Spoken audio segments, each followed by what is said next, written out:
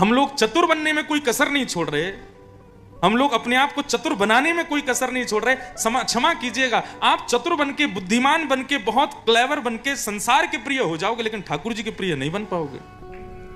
ठाकुर जी का प्रिय बनना है तो सहज रहो, सरल रहो, दीन रहो।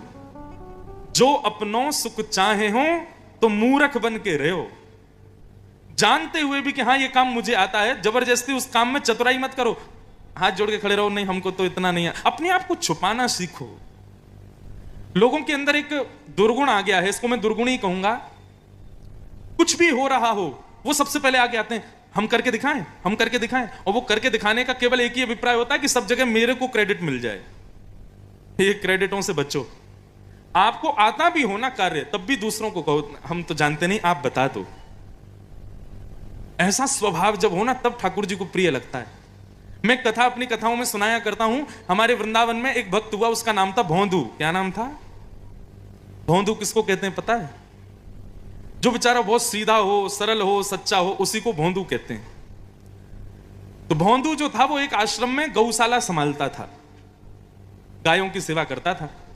और गायों की सेवा से निवृत्त होकर जिस आश्रम में वो रहता था, उनके गुरुजी शाम को प्रवचन करते थे। भोंदू सबसे पीछे बैठ करके और गुरुजी का प्रवचन सुनता था। एक दिन गुरुजी बता रहे थे कि ठाकुर जी तो गैया चराने के लिए भांडीर वन जाते हैं। अब भोंदू भी गौशाला की गायों को लेकर भांडीर वन ही जाता था। तो भोंदू के कान खड़े हो गए, बोले ये गुरुजी क्या कह रहे हैं? ठाकुर जी गैयाओं को चराने भांडीर वन, यमुना जी के, वृंदावन के यमुना जी के उस पार है भांडीर वन।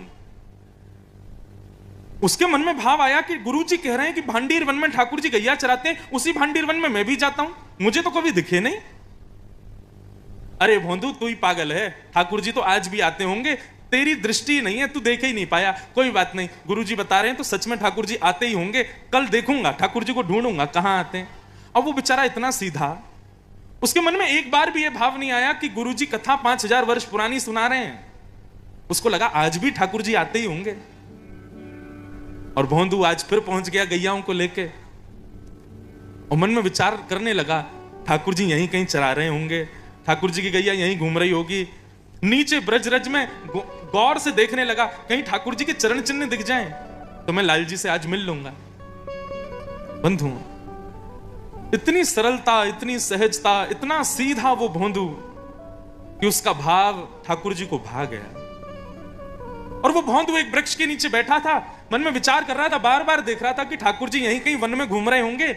इतने में ही असंख्य गायों का झुंड सामने से आता हुआ दिखाई दिया, और उस झुंड के मध्य में सांवरे सलोने त्रिभंग लली पीतांबरी पहने हुए श्री राधा रमण लाल उसकी ओर आ रहे हैं। ये सत्य घटना है, ज्यादा नहीं 100 वर्ष पुरानी होगी हमारे वृंदावन की।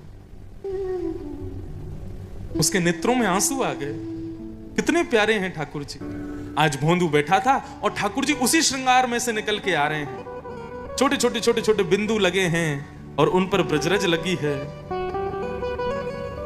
जैसे ही भगवान समीप पहुंचे, चरणों में प्रणाम करके बोला, आप वही हो ना जिनके बारे में हमारे गुरुजी सुनाते हैं? ठाकुर जी बोले, मुझे क्या पता तुम्हारे गुरुजी क्या सुनाते हैं। बोले, नहीं मेरे गुरुजी सुनाते हैं नंद नंदन हैं, मोर मुकुट पहनते हैं, पीली पीतांबरी पहनते हैं, सांवरे से हैं, लेकिन सांवले होने के बाद भी इतने सुंदर हैं कि नेत्र पलक झपकना भूल जाती हैं। और जब से आप मुझे दिख रहे हो मेरी स्थिति वही हो रही है। आप नंद नंदन हो ना? ठाकुर जी बोले, हाँ हम ही हैं नंद नंदन। भोंदू अपना ही दुपट्टा उतार करके नीचे बिछा रहा है। बोले, विराजो ना, आप इतने सुंदर लग रहे हैं, मेरे सामने बैठिए ना। ठाकुर जी बैठ गए। ठाकुर जी बोले, अच्छा तेरा नाम कहा है? अब ये मत पूछो मेरा नाम कहा है। बोले, बता ना तेरा नाम कहा है।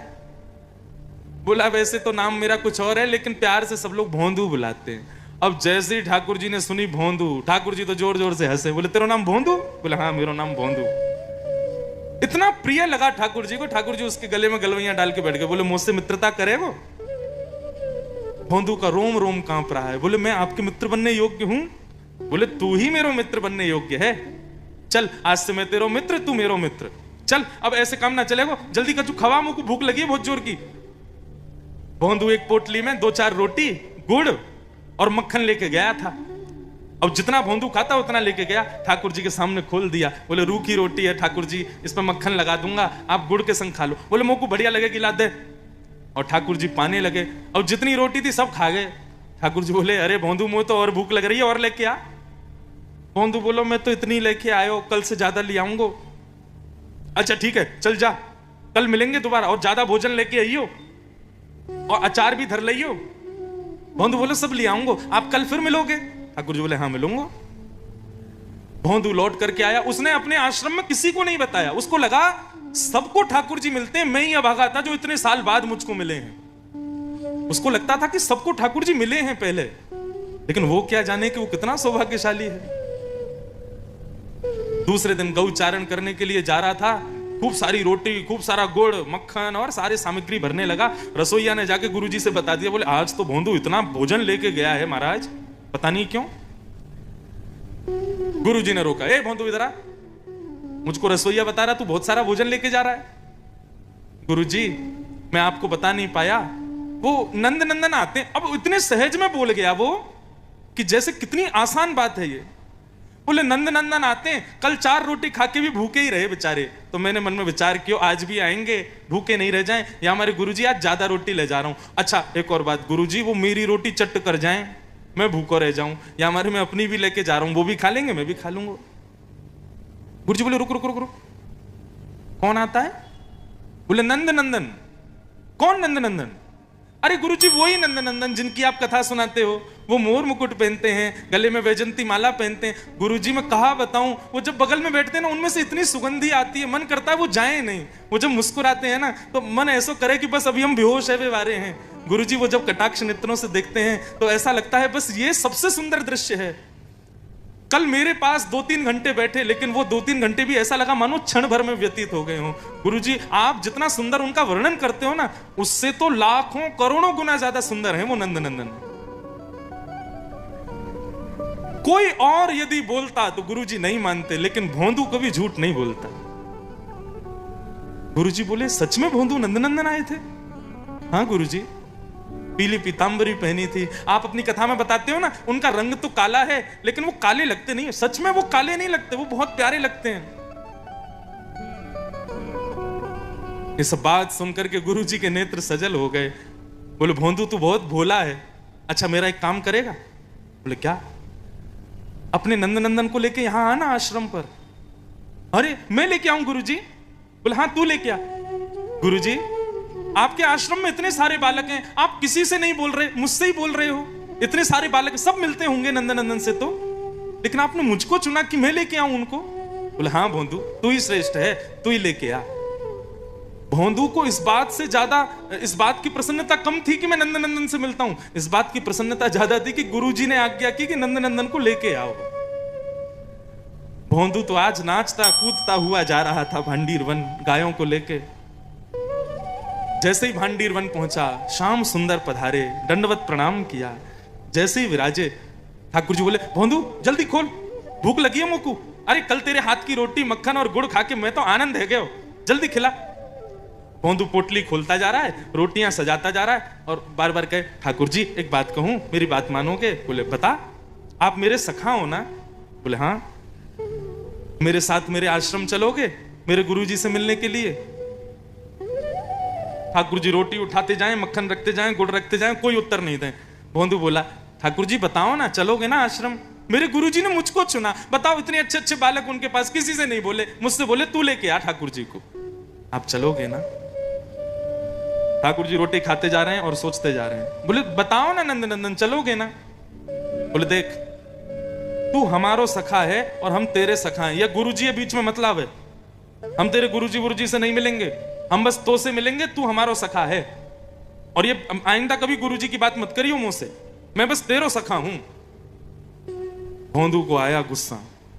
बोले खबरदार जो हमारे गुरुजी के बारे में कुछ बोला तो आपने, मैं तो आपको जानता ही नहीं था, मुझे तो पता ही नहीं था आप कौन हो। मेरे गुरुजी ने बताया, मैंने तो आपको कभी देखा नहीं, मेरे गुरुजी ने प्रवचन में सुनाया और आप आज गुरुजी के बारे में ऐसे कह रहे हो। अरे नहीं जाना तो बिल्कुल मत जाओ, लेकिन हमारे गुरुजी को कुछ गलत मत बोलो। ठाकुर जी बोले हाँ बहुत देखे तेरे जैसे गुरुजी, और तू हमारा सखा है, बस तेरे गुरुजी से हमारा कोई लेना देना नहीं। भोंदू थोड़ी देर तो शांत रहा, थोड़ी देर बाद बोला लाओ ये रोटी भी दो, ये भी गुरुजी ने बनाई है, ये भी मत खाओ। और सुनो, जो हमारे गुरुजी का नहीं वो हमारा नहीं, आज से आम 500 साल की कुट्टी। जाओ और कल से यहां गैया लेके मत आना अपनी। ठाकुर जी से बोल रहा है, आप कहीं और गैया चराने जाया करो, यहां पे मत आया करो, ये मेरा स्थान है। हमारे गुरुजी से प्रेम नहीं करोगे तो हम भी आपके नहीं है।